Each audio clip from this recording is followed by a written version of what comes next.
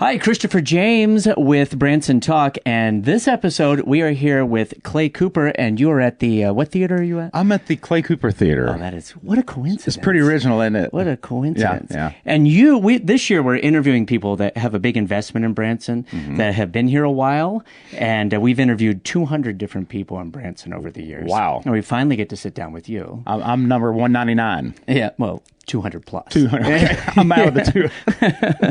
But I wanted to talk with you about some of the shows you have going on, because I've seen some announcements about some new shows coming to your theater. But first, we always start with your background. So where did you grow up? Well, I grew up in Wiley, Texas, which is about 45 miles northeast of Dallas. And back in when I left Texas to move to Branson in '86, I come to town. There was about 1,000 people. It was kind of a smaller town, and now there's like 76,000. It's really Dallas kind of spread out, Yeah, but it's like a suburb of Dallas now. Yeah, everybody wanted to move to the country, and now there is no country left. You know what I mean? So, but I kind of started. Well, I did start down in Wiley. My dad sang and played in some of the local Saturday Night Opry shows, and I got really into that and started playing at the Wiley Opry in my hometown there every Saturday night. And my buddy Joey Riley, who passed away a few years ago, we grew up together, and his parents owned the Wiley Opry, and so I was a FFA member in school. I love Future Farmers of America, and we had a talent band we put together, like a bunch of us members of the FFA that played instruments. Got in this competition and started playing in these school competitions, and that led to other things. And then playing music, was just something I've always done. My dad and his 4 brothers and sisters all sing in the choir at church there in Wiley, and so I was introduced to music. My grandma played the piano in our church for 35 years, and in '86 I joined a band out of the Dallas-Fort Worth area called the Texas Goldminors, and I was the oldest at 16. The youngest was 8, and we all played. Yeah, eight members, 8 to 16, and I played the bass. We had a Whitebeard, who played the piano, and he's been with Kenny Chesney now for over 20 years, plays pianos for Kenny. And then we had another guitar player that's out with Joe Nichols now, and a redheaded gal that played fiddle, and Erica Bussey sang and clogged, and Michael Jackson was our drummer, and his little sister. Anyhow, we played all over the Dallas-Fort Worth area. Well, we had a connection, or one of the moms had a connection in Branson. We came to Branson and auditioned in 1986 at the Ozark Jubilee Theater. And we came to town and auditioned, got the job. Of course, we're all in school, right? And none of us were from the same hometown. We were all from the Dallas area. So it was pretty unique how when we came to town, the owner of the theater said, "Oh, we love you, we'll hire you." We did a 4:00 matinee, and he put us up in a 6-bedroom home downtown Branson, which it was right behind where the post office is. So we all lived there. We did shows 6 days a week at 4:00. And back then, Branson only really ran from like Memorial Day to Labor Day. It was only 6-month season. So once the season was up in September, we would all pack up, move back to our homes in Texas, transfer back to our regular schools, and do that until May come along. All pack up, move back to Branson, check into Branson schools, start the show. And we did that for years. And then once we all got into 20, 21 years old, we thought, well, the whole uniqueness of this group is that we were all kids. So once you got to be 20 or 21, you were too old to be in the band. Right. So I in '94 I was 24 years old. Country Tonight moved to town, big production up on the hill, and they came out of Vegas. And I remember going and seeing that show with a friend of mine, and I'd never seen a country show with production and 12 dancers and all this cool stuff. And I remember sitting at the Country Night Theater, and I told my buddy, man, I'd love to work in this show. This is the coolest show ever. And at the time I was working at the Grand Country Music Hall down here, the 76, what they call it, 76 Music Hall is what it's called back then, but at the Grand Country. Well, I got a call. That show opened brand new in Branson in May. And then in June, I got a call, said, hey, we're looking for a bass player. Our bass player is not working out, whatever.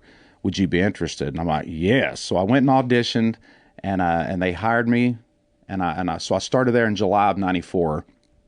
And I thought, man, this is the coolest thing. I was just a bass player. I sang a couple of songs in the show. And then by the second year, the MC at the time was broke his jaw. And we were doing 2 shows a day, 6 days a week, 550-something shows a year. We had a matinee that day. The MC broke his jaw. He was cutting a lobster tail with a steak knife. It broke his jaw? Well, it slips off the tail, which you don't cut a lobster tail with a steak knife. Right. You know. So he's kind of cut into this shell. It slips, and it just slices his finger a little bit. And he stands up, and he sees the blood. He faints, falls over, hits his face on the window pane, and breaks his jaw, and it's wired shut for... I would have made up a better story. Right. This is a true story, seriously. though. So we get back to work for that night, and the producer's like, our MC broke his jaw. What are we going to do? And one of the guys in the band, I think Wayne Massengale, said, well, Clay can do it. He's been MCing shows around here since he was, blah, blah, blah. And she's like, can you? I'm like, yeah. So I stepped in and did it, and... From then on in, I was the man. And here you are. Here I am. How about that? Because I remember the first time I saw you perform was at the little Dome Theater, weren't you? Or at the little theater across from Walmart? Yeah. Yeah, not the Dome, but there was that little theater. Yeah. Yeah, and I came and saw the show there, and I think, do you know Matt Gum? I've heard of him. Yeah. And I think I saw him in the show and a few other people, and that was my first experience. So. Yeah, and that was our first... So that goes by, and I do country night for 10 years. Right. And then Paul Harris and I were best friends, and Paul was leaving Pierce Arrow, and he said, I'm starting my own show, and I got to have you. So I left country night, went with Paul, 3 years. Paul says, I'm tired of it, moving to Nashville. Mm-hmm. So then my wife goes, what are we going to do now? I'm like, I don't know. She said, so the owner of the theater we was in, the Caravel, said, well, I've got a morning spot open. You kids ought to start your own show. And we was like, okay. So we started a morning show. We had, I think we had $25,000, and I hired a 6-piece band. My wife was a dancer, hired 3 other dancers, and I had Johnny Lone Star doing trick ropes. And so I remember we had 2 weeks of rehearsal. I bartered with Silver Spur. Hey, I'll advertise if you can give us some free clothing. We bought limited amount of brochures and one little ad. And I remember we had 2 weeks of rehearsals, and it was time. The day we opened our morning show, Tina goes, honey, we're out of money. I'm like, well, we had $25,000. She said, it's gone. I said, we ain't even started yet. Yeah. And I said, well, let's pray that people come. And so a week went by and another week, and it was, time for payroll. We had enough money to pay everybody, and then we was broke again. And we worked 2 weeks, then we was broke again. Worked for 2 weeks, and that's how we built up and started doing morning shows. And then we eventually leased that theater that you're talking about down there, and did that for 3 years. And then we finally made a decision that if we were going to grow and make this business, really thrive, that we needed to be in a better location with. It was a starting point. Yeah, it was kind of hidden. It was down in the hill. It was hidden. I've been here, at that point, I've been here for over 20 years. Nothing had ever really made it in that theater, and I knew that. Yeah. And all my friends said, Clay's crazy. Well, I was crazy, but I believed in what we were doing. I believed that we had enough of a following from all my years at Country Night that people, we could do, I thought, we'll be the most successful show that's ever been in this building, and we were. But we finally made that step to come and purchase this building, do a major rehaul, and that's where we are today. Did you move from there to this theater? Yeah, right now. Yeah, because this is quite a different situation compared to that. Oh yeah, that's a big step up. That place was, it's a 500-seat theater, and it had water leaks. Anytime it rained, the basement filled up with water, and there was just a lot of issues. Nobody wanted to pull in there because the hill was so steep, and the buses wouldn't come because it was too steep. And it was a big jump, and we put a lot on the line. I mean, this is a big investment. We added 7,500 square foot. That none of this was here for dressing room space. And then, it's just I feel like we've been fortunate. We've worked hard. We've put together a great production year after year, and we try to stay with the times and keep it as modern as we possibly can. Yeah. And, I remember when I came to see the show, I may be remembering this wrong, but out at the the concession stand or the box up, like you were out there and like you did like everything. I had an 8-hour shift at the box office every day. Yeah. My wife and I, because we couldn't afford to pay nobody. Yeah, because I remember it was strange because I went and got a ticket. And then I was sitting there, and then you came out, and I was like, Because I think you were probably one of the first shows I saw the first week I was here. And I'm hilarious. Like, oh, no. I hadn't started working yet in Branson. Are they going to make me work in a box office? I don't know how to do that. I still get that a lot. People come and say, we used to see you at that old theater, and you served us popcorn before the show. I'm like, well, our group sales department was me and my wife. The box office staff was me and my wife and one other lady. We had one lady that worked in the gift shop. But I mean, it was nothing, I'd park cars some nights before the show started, You just do what you have to do. Well, and we've talked with some people about that have put together their own show, Amber Campbell. We talked about what it takes to put a show together. And people don't realize how hard it is. Yeah. I've been at the Showboat for 15 years, and people say, you ever think about doing your own show? And I say, yes. There's no way in the world I would do it. Yeah. Because it is way too much work, and people don't realize the obstacles. And I've heard from people, you got to plan to have money for like 5 years to really start being successful in this town. Well, we knew, going into it's the 3-year plan. You don't expect to make a dime until your third year. And by the second season, we were over that hump. We weren't getting rich, right? But we were paying our bills, and we had a lot of bills and a lot of employees. And the thing that is true. A lot of people think, well, how hard it is that they just go up there and sing for 2 hours a day. It's when you own your own, and I wouldn't have any other way because you get to do it the way you think is best. But there's times you think, man, I could probably make more money working for somebody else and not have any of these headaches. And that might be the case in some instances. But on a daily basis, you just, like this year, I had had to update our soundboard. That was $54,000. The generator went out. That's $8,000. New carpet, lights. I mean, every year it's just expense. We have 27 air conditioner units here, and there's always 2 or 3 out every week. And that's 500. And so you have to continue to make money because it costs so much to keep it going. Yeah, the overhead. The overhead is, we have over 90 employees. You got payroll taxes and mortgage and insurance and workers' comp insurance. And it's just... Yeah, people don't realize all of that. It is a lot. But you have the freedom to do what you want. That's right. And one thing I really like is you are bringing in other shows, other types of shows and stuff here. Yeah. And I know you work really close with a lot of those shows to help them get set up and get put together. And you even brought in some of our performers that we had at the Showboat, Jordan and James and David. I don't know. What's David the name Griffin? Yeah. Oh, Third Power is the trio. Third Power. Yeah. And they're in your show. Yeah. Right? Yeah. But you've had a lot of entertainers. You've had yodelers here. You've had Johnny Lunstar. You've had Matt Gum, who's been on the show a couple of times. A few times. Yeah. Since day one. Yeah, he wants the attention all the time. He does. He needs the validation. He needs it. He's obviously not getting it somewhere, so he needs that. He does. He likes it. But I mean, when people hear about your show, they know it's going to be a show here. They know it's going to be a quality show. I mean, I've never heard anything bad about any of the shows, and we interview everybody. And I think it's great. This year, you have a couple new ones. You have the Larry's Diner, right? Yeah, Larry's Country Diner in the fall in September. Larry's has a big following on RFD TV with his TV show, and when the Starlight decided not to be a theater and changed it to the museum and stuff, I contacted the representatives and said, man, I'd love to have Larry over here. I'll do anything I can to make it happen. We had to do some moving of schedules and stuff, and the Haygoods worked with us to move some of their shows around so we could make it happen, because it's just first of all, it's something different. It's a crowd pleaser. People, especially the senior market, really loves that show, and he's bringing in big acts. Gene Watson, a huge country star, and Rhonda Vincent, and Jimmy Fortune, and all these different acts. And I think it's important for our theater to keep different.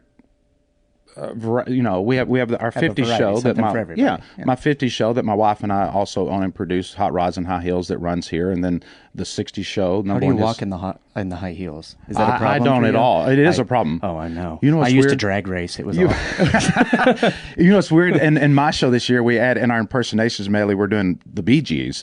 And my wife said, I think it'd be funny if you'd be one of the Bee Gees. I'm like, honey, I'm a Merle Haggard, George Jones kind of guy. Well, I'm doing the Bee Gees, and I'm wearing platform shoes that have heels that tall. And the first time I walked, I'm like, almost broke my ankle. Yeah. You know, and I'm not used to dressing like a woman and walking in high heels. I mean, not in public. I was going to say, aren't you? But yeah, it's so we keep, the Haygoods are here. The number one hits of the '60s. Shoji's here this fall doing his show with us September through December. He's here because people have been asking us where he was going to be performing, so that's great. Yeah. He had the incident with the fire at his building, and we brought him in last year, and I just called and said, Shoji, you've been sitting dark over there for a year. What's going on? And he said, well, we're having insurance problems and this and that and the flood and the fire. And I said, well, I could make some room for you if you want to work. And he's like, yeah. So he came over last fall.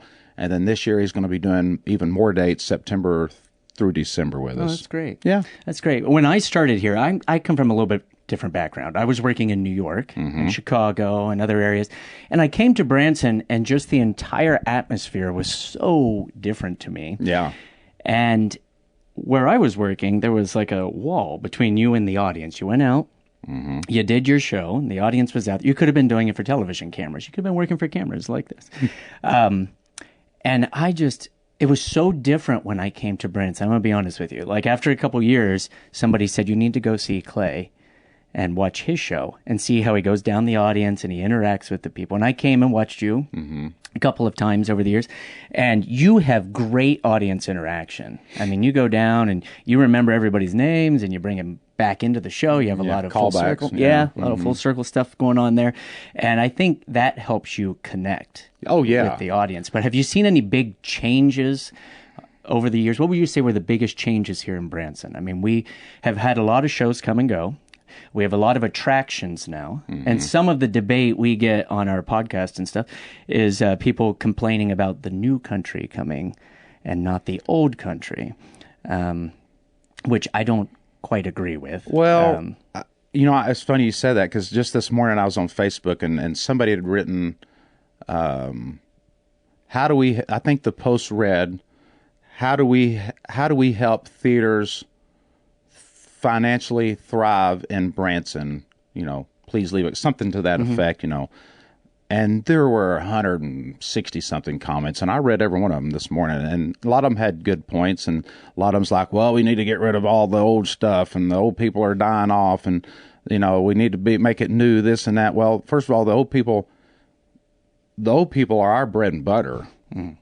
I mean, yeah, they're dying off, but there's more right behind them. I mean, they're not really dying off; they're just being replaced. Being replaced. Yeah. You know what I mean? So, and I just had this conversation. I had a roundtable meeting with the governor of Missouri and the mayor and a few other business owners just last week here in town, and I said that very same thing. Somebody said about, how do we we want it to be new and fresh and capture that younger market, and I said, that's great, and we should attack that, but we also cannot forget about the people that are paying our bills, the seniors that have the money, that have the time to spend the money, and do take vacations, and in the summertime when the kids and the families are coming, a lot of those families are grandparents with their grandkids. Well, who's paying for the grandkids? The older folks that have them, So I think it is good to diversify and reach a younger crowd and have new things. I love new things and museums and the attractions. That's great, but you also can't lose focus of what brought you to the dance. And what brought this town to the dance was the Presleys and the Baldknobbers and the Boxcar Willie and all these shows that were here at Roy Clark Theater when I moved to town. And I even made the statement at the table with the governor. I'm like, let's take out. Somebody said we had 9 million visitors last year. Okay, well, I said, let's take out every last live show in Branson, Missouri. There's not a single live show to stop and see in Branson, Missouri. Where do you think that 9 million will be?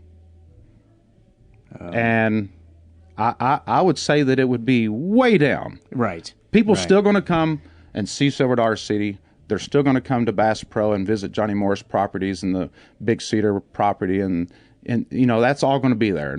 But I don't feel like you're going to have 9 million people rush to Branson just to shop and ride go-karts. Because that's what makes Branson really unique. It is. Because honestly, there are theme parks all over, not as good as Silver Dollar City. We love Silver Dollar City. Absolutely. But there's shopping everywhere now, and there's museums everywhere. It's the shows that make it unique. When I travel, a lot of people have never heard of Branson. I hadn't Sure. heard of it before I moved here. And when I tell them where I'm from, they ask me about it, and I said, well, we have, close to 100 shows going on throughout the year, and they're like, what in the world? Like, they have no idea. So that is like the big draw. Yeah. I mean, that's what amazes them when I tell them. Oh, yeah, that, absolutely. So I'm not going to come here to go shopping. No, they might shop once they're here. Right. But I'm saying it's not the draw. I'm not going to drive to Branson because they have There's an a outlet shopping mall. plaza. Yeah, right. Exactly. No, I think you're right.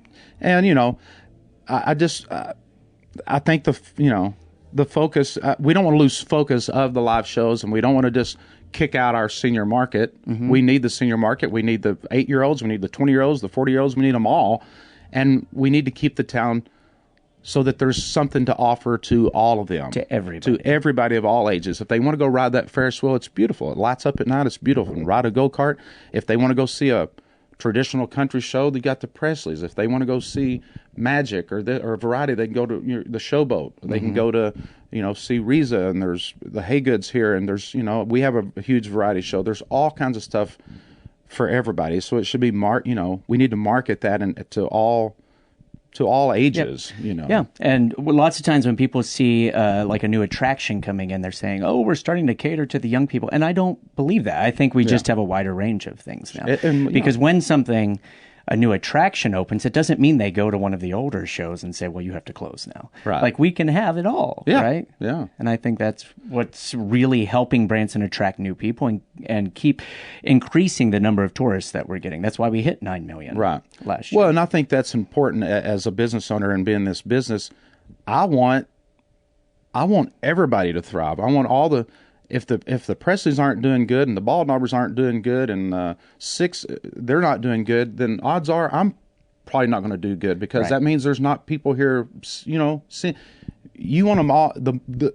When everybody's doing good, everybody's doing good. You know what I'm saying? Right. I'm not like, well, I hope we have more than them. Of course, I always want as many people as I can get in the seats, but you see my point. I mean, because I get people that say that all the time. They're like, we went downtown and saw your competition. I'm like, it's not our competition. We're all kind of working together in this. It's not, you came to both, so it's not really a competition. Well, you want the city and the chamber and everybody to market this town to get them to this town. And then I feel like it's my responsibility to get them to my venue. Right. You know what I mean? That's why I spend marketing dollars and get billboards and brochures. And put your face everywhere. Put my face everywhere because, nobody's outside of Branson, Missouri, unless they've been to Branson, nobody knows who Clay Cooper is or even cares. I'm smart enough to know that. I'm not a national draw by no means. I'm a local guy that's been successful in this business. So I need that help in an outer market for people to reach somebody in Dallas or Des Moines, Iowa, or Minneapolis to get them to make something that they see that makes it look interesting enough for that customer to go, God, let's go to Branson. And then when they get to Branson, it's up to me to get butts in seat here. Well, I think you're doing a great job, and I want to thank you for finally having the chance to sit down. This We're is just awesome. so busy. We just haven't been able to work out the schedules for we for hung 5 out years. at the TV show a while back. We did. You made me look ridiculous. I didn't make you look ridiculous. I did a little mind trick. I did watch that too. I watched the replay. I'm like, what? Yeah. I'm working on finding a venue. Maybe we should talk to do a one-off show every once in a while. We should of that type of thing. That's of like cool, an man. Upscale mentalism mind reading. Because I saw you several times after that, and every time you brought that up. Yeah. At the Well, airport. it just I don't know. I mean, I watched. I even when I got home, I got to watch this. I'm like, what he did. He touched me. I felt it, but you didn't. Yeah, well, they don't know what we're talking about. Yeah, well, that sounds weird. It does sound weird. He touched me, and I didn't even. I felt him touch me, but I didn't see him touch me. We'll just leave it at that. Yeah. And thank you, Clay, for talking with us, and thank you for watching Branson Talk and all things Branson. My name's Christopher James, and this is Clay Cooper. Come out and see him at the what theater? We're at the Clay Cooper Theater. That is such a convenient name. Businessman. Bye, everybody.